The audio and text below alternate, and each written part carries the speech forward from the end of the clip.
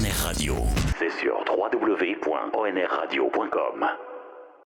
Tu vas nous parler de David Lynch qui nous a quittés la semaine dernière, en début de semaine, je crois. Tout à fait. Alors c'est toujours dommage de parler d'un artiste quand il est décédé. C'est vrai que c'est un peu l'habitude de parler maison. et de rendre hommage. C'est un peu l'habitude de la maison. C'est un peu. La dernière fois, c'était Quincy Jones. Et voilà, c'est pour ça que je vous invite vraiment à quand vous aimez quelque chose.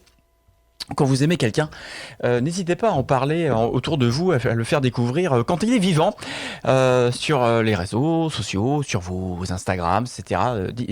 Partagez vos passions, les BD que vous avez lus, les films que vous avez aimés, les albums, etc. D'abord parce que ça fait plaisir aux artistes, ça fait connaître leurs œuvres. Et puis attendre qu'il soit mort, c'est un peu à être trop tard, mec. Donc c'est un peu toujours dommage. J'avais envie d'en reparler parce que effectivement il est décédé récemment, mais j'avais envie de vous en parler aussi sur un angle dont on parle moins, c'est-à-dire que tout ce qui est film, cinématographie, on a Kylian qui nous a fait une chronique qui l'avait fait très bien, et puis les œuvres cinématographiques de David Lynch, c'est celle que vous risquez de connaître le mieux, donc j'avais envie plutôt de parler de la partie autre, parce que c'était un artiste complet, David, je peux l'appeler David maintenant, un artiste complet puisqu'il s'intéressait à plein de choses, et il s'intéressait au graphisme et aussi à la musique, et c'est ce que je vous propose de découvrir un peu ce matin avec d'ailleurs c'est un truc que j'ai découvert parce que on parlait des incendies de Los Angeles. Visiblement son décès est vraiment lié à ça, puisque David Lynch a eu la mauvaise idée de fumer comme un pompier toute sa vie, et vous allez voir que ça revient souvent, le coup de la fumée, du feu, etc. Et malheureusement avec les incendies de Los Angeles, il s'est retrouvé avec des difficultés respiratoires du fait d'un emphysème très très lourd, et je pense que c'est un petit peu précipité malheureusement sa fin. Ouais, je pense aussi. Ouais, voilà. Donc David, il a été c'est un réalisateur de talent. On va pas revenir dessus, mais vous savez que sa spécialité, c'est d'avoir vu avant tout le monde qu'il était possible de mettre les gens mal à l'aise avec très peu de choses. C'est presque, j'avais dit, l'inventeur, le concepteur de l'analogue horror, l'analogue horror qu'on trouve un peu, cette espèce d'horreur moderne qu'on trouve sur internet, que des youtubeurs comme Feldup en parlent assez couramment, qu'on trouve aussi bien dans le jeu vidéo que dans des petits courts-métrages, où on a ce sentiment de malaise dans le quotidien, c'est-à-dire qu'il y a quelque chose qui ne va pas dans le quotidien, tout semble normal, mais il y a quelque chose d'anormal, et non seulement il a su très bien le travailler jusqu'à ce que son œuvre effectivement devienne de plus en plus cryptique et qu'on la comprenne de moins en moins, mais il a surtout été très très novateur par rapport aux séries télé, puisque Twin Peaks a carrément changé le modèle des séries télé, puisque c'était une série qui a su arriver avec de nouveaux codes visuels, de nouveaux codes de narration à une époque où on était encore un peu limite entre L'homme qui tombe à pic et des séries comme ça et l'agence au risque. Donc c'était un changement assez radical de format, et qui a ouvert la porte à plein de formats modernes dont X-Files fait partie, puis tous les autres qu'on suivi et qu'on trouve désormais sur les plateformes de streaming.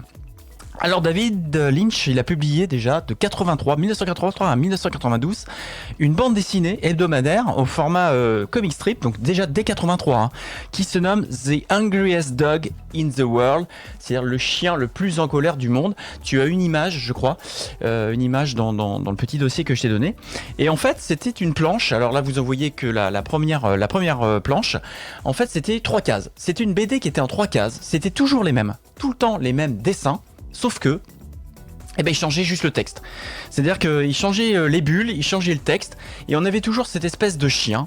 C'est un chien noir. Oui, c'est un chien. C'est un chien noir avec une queue très longue qui semble forcé, très très en colère sur sa laisse. The Angriest Dog in the World. Et à chaque fois, on avait des histoires différentes avec des bulles, des histoires de tromperie, de divorce, ou des choses comme ça. Il en a fait plein. Donc c'est un concept en soi, on prend toujours les mêmes dessins. Et dès 1983, on avait quand même cette obsession pour le fameux chien noir, The Black Dog. The Black Dog Runs at Night, le chien noir qui court la nuit, c'est un des titres qu'il y a dans Twin Peaks.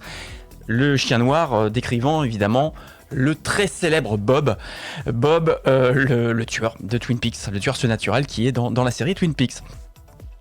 Un peu plus tard, donc il a fait ces comics là, mais on peut pas dire qu'il a forcément développé des bandes dessinées entières, c'est une espèce d'exercice qu'il avait fait, et il a jamais abandonné la pâture, il a fait un petit peu à côté, et il y a un moment donné, pendant le montage d'un film, il y a la Fondation Cartier pour l'art contemporain qui lui a demandé à voir ses travaux, à voir ses différents types de travaux. On va revoir d'ailleurs les autres images qu'il a pu produire, puisqu'il a fait différents tableaux. Tu les as aussi dans le truc. Voilà, alors c'est des tableaux un peu particuliers, pour le coup, avec des encadrements, des tableaux graphiques qui sont essentiellement du collage. Ça me rappelle certains travaux du dessinateur Dave McKean. C'est-à-dire on utilise à la fois du dessin, on utilise de la matière, on fait des collages, on met un texte un peu énigmatique au-dessus, et après on en fait des encadrements, et c'est plutôt pas mal ce qu'il fait en fait finalement. Alors c'est assez particulier, hein, c'est pas du full peinture, hein, c'est vraiment de l'art plastique, mais il y a toujours un sentiment d'étrangeté, un peu comme on peut trouver un peu étrange les croquis Tim Burton, c'est-à-dire qu'il y a un univers, son univers qui revient, où on a toujours une espèce de mix-up, on a toujours sa manière d'écrire qui est un peu, qui est très particulier aussi. Ces gens de talent, ils ont toujours une typo à la main que je trouve très intéressante au final, qui a une écriture que... Il y a des lettres qui sont plus marquées, voilà, c'est pas totalement droit. C'est pas complètement droit, il y a un peu du gras, il y a un peu des choses comme ça. On a peut-être des créatures un peu bizarres, tu peux les faire défiler, il n'y a pas de souci, hein, tu peux les mettre. Voilà, par exemple, une espèce de créature là, qui arrive avec des traits, une espèce de personne avec des longs bras et des lumières. Tout ce qui est jeu Little Nightmares, Limbo un petit peu. Voilà, ouais, exactement. Alors des visages toujours un peu effacés. Là pour le coup, on a une atmosphère qui rappelle pas mal ces créations cinématographiques, avec des taches. Voilà, on sait pas trop. On a une personne au costard avec un truc au-dessus. Enfin bon, c'est toujours, c'est un peu art contemporain. On va pas se mentir, même si je trouve que ça essaye quand même de raconter presque un univers, quelque chose. Hein. Alors c'est plus ou moins abstrait, voire très abstrait. Mais on va pas se mentir, ça aurait été quand même bizarre qu'il fasse pas de l'abstraction, lui qui est quand même un peu le roi de l'abstraction. Trop bizarre, on dirait une paire de chromosomes. Une paire de chromosomes avec des clubs de golf et des mains. On voit pas sur le grand écran, c'est marrant parce qu'il y a toujours le carré Airstream, c'est bizarre ça. Je peux le mettre en plein écran. Non, mais c'est pas grave quoi. Donc voilà, donc en 2007, en mars 2007, suite à ses premiers contacts donc avec la Fondation Cartier, a lieu l'exposition justement The Air is on Fire. C'est paradoxal, hein. L'air est en feu. Ah oui. Dès 2007. L'air est en feu. Donc il regroupe des photos, des œuvres plastiques et des sonores. Et il l'a même fait, à cette occasion, un concert. Et ce qui est très intéressant, c'est que durant cette exposition, il a composé un album de 58 minutes qui s'appelle éponyme, qui s'appelle The Air is on Fire, qui servait carrément au fond sonore quand tu visitais l'exposition. Là pour le coup c'est de l'ambiante, même du dark ambiante qui a été utilisé, et c'est peut-être une première fois qu'il a commencé à travailler vraiment ce style musical. On reviendra bien sûr à ses œuvres musicales, et je vous propose, alors c'est le deuxième extrait que j'ai sur les pistes MP3, que je te prenne pas par surprise non plus. Hein, non c'est le troisième, The Air is on Fire, c'est la piste numéro 3. The Air is on Fire. Voilà, je vous propose d'écouter un peu un extrait, c'est la musique qui passait en son quand vous visitiez son exposition à l'époque en 2007 à la Fondation Cartier.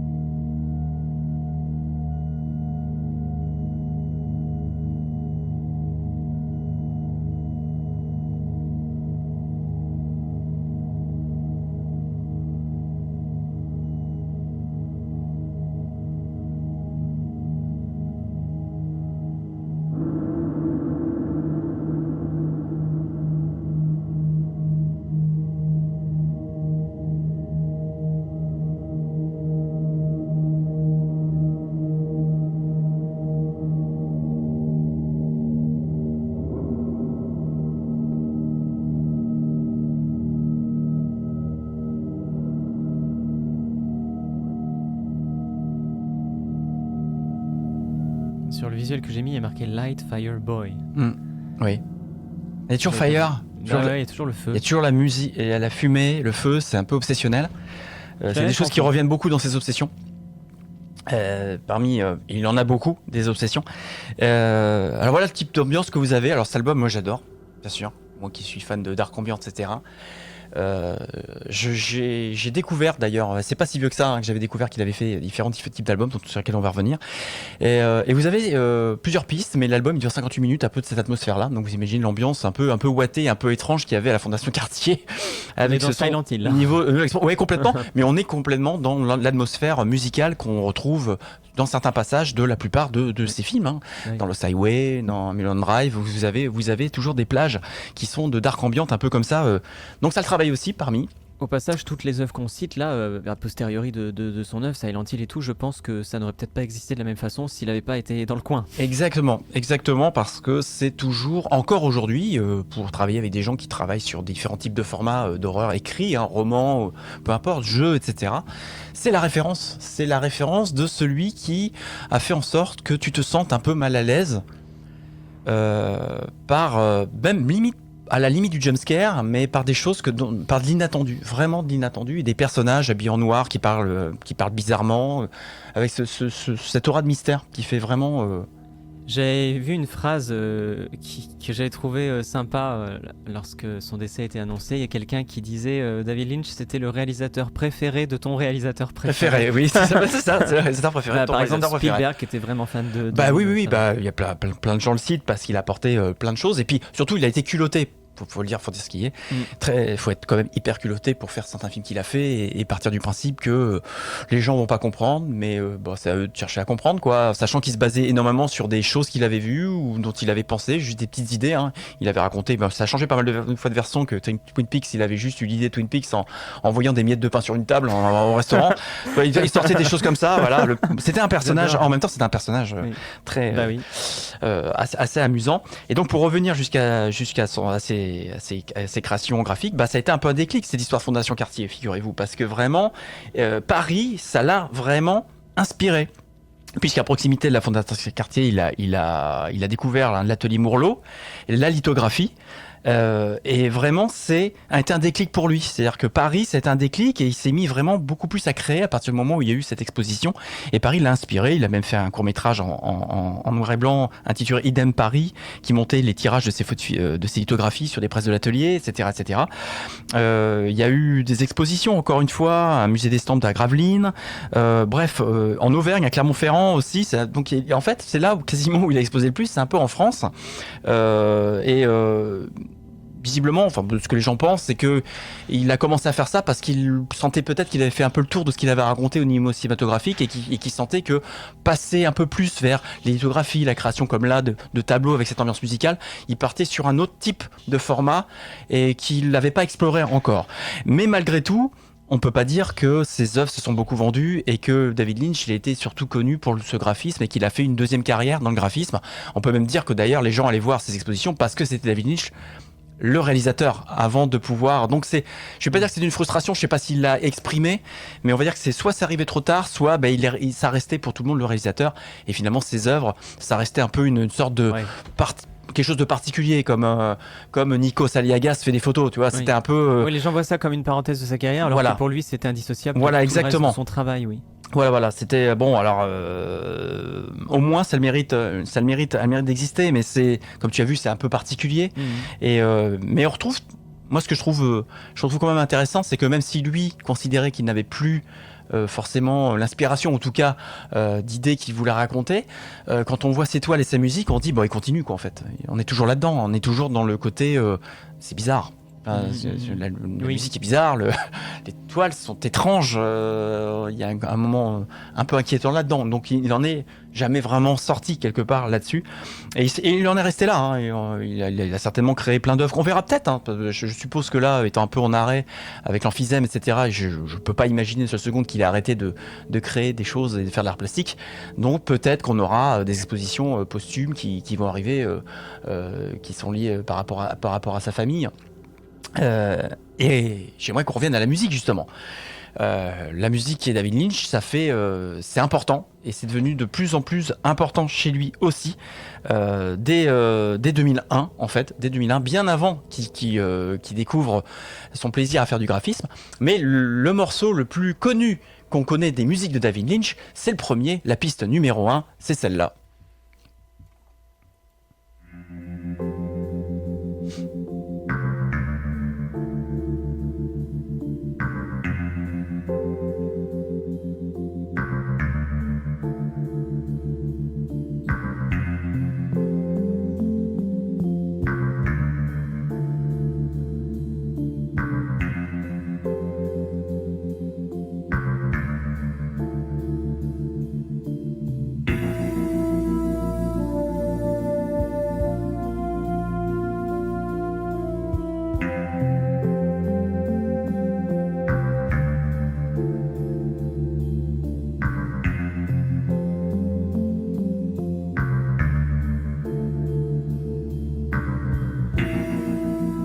Elle met dans un mood, cette musique. Oui, hein. on a l'impression qu'on va rentrer dans un truc hyper relaxant. Non, mais elle met dans un mood cette musique de Twin Peaks. Elle est incroyable. Elle est incroyable. Ouais, j'adore. Elle a toute l'atmosphère de la série en un seul générique, quoi. C'est la version instrumentale puisque normalement on a des chansons dessus. Cette musique, elle a été composée par Angelo Badalamenti, qui a fait l'intégralité de la BO de Twin Peaks et de Firewalk With Me, le film qui en est inspiré. Mais David Lynch a participé à la création de ce morceau et des morceaux aussi. Donc il était beaucoup plus en retrait à l'époque, c'est-à-dire que c'est pas son nom qui apparaît devant parce que c'est pas compositeur, donc il n'en était pas encore à prendre les choses en main, et pourtant il avait déjà essayé puisqu'il avait participé à l'album Dark Night of the Soul avec Danger Mouse et Speckle Horse déjà avant, mais il faut vraiment attendre 2001 pour qu'il se lance un peu plus là-dedans et qu'il se dise tiens ouais, finalement la musique ça m'intéresse aussi. Et ce premier album, c'est l'album Blue Bob. Tiens, encore un prénom Bob, décidément, qui est un album de blues rock mais industriel, qui est écrit et interprété avec John Neff. Et deux de ces morceaux de cet album d'ailleurs, intitulés les morceaux Mountains Fallings et Go Get Some, ils apparaissent justement dans son film Mulholland Drive. Tous les instruments ils sont joués par le duo, et Lynch est non seulement co-interprète, il est coproducteur, et il est co-créateur des chansons, mais il assure aussi le mixage et même le design de l'album. Donc là il s'assume, il veut faire de la musique, ça lui plaît, c'est du blues rock industriel, donc on va trouver ce côté un peu inquiétant industriel, enfin avec des sons synthétiques qu'on verra quelques années plus tard dans In the Fire qu'on a juste écouté avant, mais il y a aussi le blues rock, et cette espèce de blues qui revient assez régulièrement, vous allez voir, dans sa musique, et qu'on a finalement là dans le Twin Peaks, c'est-à-dire cette musique un peu planante, un peu country, mais country lente, country, il fait très chaud. Voilà, c'est ce qu'on appellerait la musique un peu True Detective, quoi. Je veux dire, on est dans un petit bled, c'est un peu inquiétant, on sait pas trop qui sont les gens. On est dans un diner. On est dans un diner un peu par ça, on est plus dans cette atmosphère qu'il a gardée pour la majorité de ses œuvres. On va le constater tout de suite justement avec un extrait de Mountains Falling, je vais y arriver, issu de l'album Blue Bob.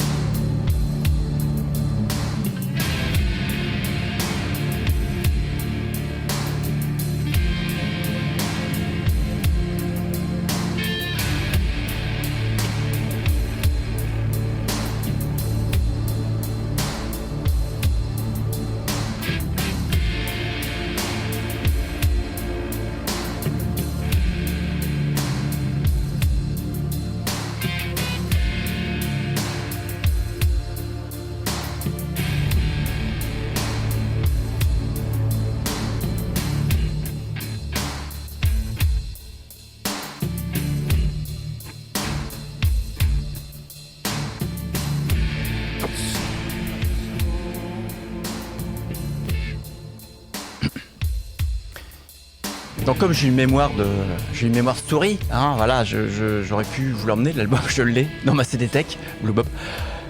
J'y ai pensé hier, et puis bien sûr ce matin je suis venu au boulot, j'ai oublié. Voilà, pour vous montrer la jaquette, une autre occasion. Très sympa aussi. Voilà. Alors ça chante aussi, il y a des voix derrière, de la voix de John Leaf. Elle est marrante la cover. Ouais. et on a un album voilà qui est un peu lourd dans les sons, hein. On sent une espèce de vibration derrière, hein. Donc c'est pas neutre, encore une fois, il y a comme toujours cette ambiance un petit peu oppressante, un peu étrange, on va dire, hein, vraiment. Effectivement, les morceaux, vous les entendez dans Mulholland Drive, qui a lui-même une ambiance par moments un peu lourde. Voilà. En 2010, il prend un tournant plus prononcé cette fois-ci. Cette fois-ci en sortant sous son propre nom 2 titres. Cette fois à tonalité électro, donc on change vraiment un peu de style, on en va beaucoup plus dans l'électro. Et ce qui est très intéressant, c'est qu'à l'occasion de ces 2 titres qu'il a lancés sur son une espèce de petit label, il a lancé un concours en cinéaste pour réaliser le clip en fait. Hein, il n'a pas oublié quel était son premier métier, il a lancé un concours pour voir qui était capable de le faire avec une récompense de, je le lis, 2000 livres sterling pour les gagnants. Ces films-là, ils sont disponibles sur YouTube, vous pouvez les voir. Ils sont absolument extraordinaires.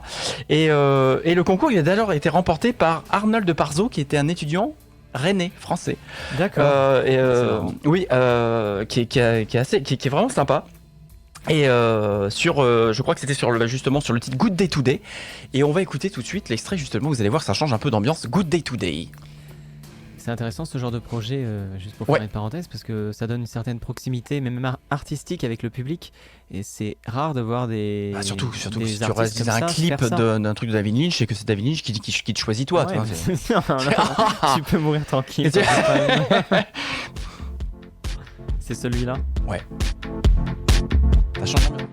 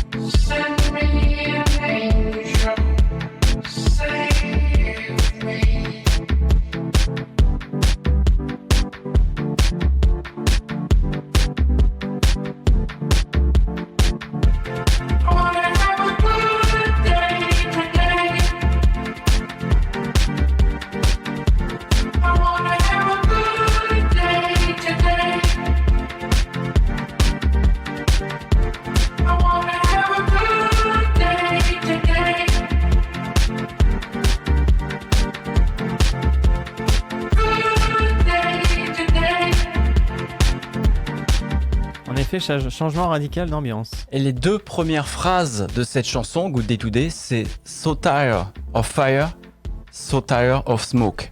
D'accord. Tellement fatigué du feu, tellement fatigué de la fumée. C'est un petit peu. Je peux pas faire des complots, mais il y a une espèce de, on pourra analyser son œuvre et on verra ces espèces de choses qui ont un lien justement avec la fin de sa vie. Moi j'ai dit complot. Ou en tout cas fil rouge. Voilà, exactement. Plutôt c'est ça qui est assez fascinant dans les parce que j'aime beaucoup des choses comme ça. En fait, c'est l'espèce de hasard, des choses qui sont d'obsession, qui font avec le destin des gens. Et c'est ça qui crée des histoires en fait. Donc c'est assez passionnant ce genre de choses.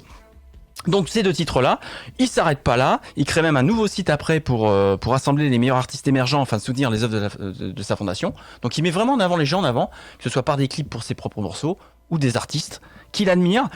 Et en 2011, il sort vraiment son premier album solo, là on avait que 2 pistes, hein. Un album complet qui s'appelle Crazy Cloud Time. Et juste après, en 2013, un album musical de tonalité blues qui s'appelle The Big Dream. Donc on en est déjà à quelques albums, là, mine de rien. Oui, c'est vrai. Alors Crazy Cloud Time, il est très particulier au niveau de ses sonorités. J'ai pas pris d'extrait là parce que sinon on en a jusqu'à midi. Mais je vous invite à découvrir son œuvre. On est loin de s'imaginer tout ce qu'il a réalisé et produit, et surtout dans des sonorités très différentes. Vous avez vu là, on a une espèce d'un truc vraiment pur et dur électro, avec la boîte derrière. Rock, de l'électro. Et on a des choses beaucoup plus lourdes. Alors moi personnellement, ce que je préfère, c'est vraiment, on va pas se mentir, c'est vraiment tout ce qui est ambiante un peu lourde, hein, donc du Blue Bob ou des choses comme ça, ou The on the Fire, mais ça c'est quand même intéressant de découvrir tout ce qu'il a pu produire, puisque même en 2024, figurez-vous, qu'est-ce qu'il a fait? Eh bien il a remixé un titre de Mylène Farmer, Je te rends ton amour, directement sur l'album de la dernière Remix XL, Donc David Lynch lui-même qui fait du remix. Et j'étais très étonné quand j'ai vu ça. Je me suis dit, mais attends, David Lynch, est-ce que c'est pas un homonyme, genre quelqu'un d'autre qui s'appellerait comme ça? Puis je me suis dit, non, c'est le David Lynch. Je sais pas, peut-être qu'il avait commencé à se dire, pourquoi pas faire des remixes directement de gens que j'admire, quoi, parce qu'il s'est jamais caché de citer les gens qui l'appréciaient. Il avait déjà parlé de Mylène Farmer avant, parce que c'est vrai qu'elle a un univers qui est sombre, qui pourrait coïncider avec le sien, puis il y a toujours ce flottement, ce mystère dans les clips de Mylène Farmer. Il a jamais réalisé de clip pour elle, ça aurait non, mais il a même, on peut même pas dire qu'il ait jamais vraiment réalisé de clip en fait. Il a fait beaucoup des short vidéos, de choses, comme il filme la vidéographie. Il a fait beaucoup de vidéos comme ça, avec des petits clips, des petites choses comme ça, mais jamais pour des artistes à proprement parler.